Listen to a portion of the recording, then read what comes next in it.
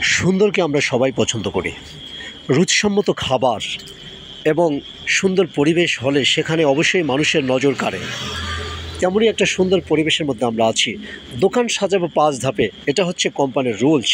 5 ধাপে যদি একটা শপের মালিক তার দোকানটাকে সুন্দর করে সাজায়, তাহলে অবশ্যই সেটার মধ্যে একটা আকর্ষণ থাকে এবং তার খাবারগুলো যদি মানসম্মত হয় এবং গুণগত কোম্পানির খাবার সে রাখে এবং ভালো কোম্পানির মানসম্মত খাবার সে রাখে, তাহলে অবশ্যই সেই দোকানের প্রতি মানুষের আকর্ষণ বাড়ে এবং তার যদি আচরণ ব্যবহার ভালো হয়, সেক্ষেত্রেও মানুষ তার দিকে ঝুঁকে পড়ে এবং সেই দোকানেই তারা পণ্য ক্রয় করতে আসে। তেমনই একটা দোকান হচ্ছে মির্জাপুর পুরাতন বাস স্ট্যান্ড, আমাদের এই রূপা স্টোর। সেখানে অত্যন্ত সুন্দর একটা ডিসপ্লে তারা করেছে এবং রুচিসম্মত খাবার তারা রাখে, মানসম্মত খাবার রাখে।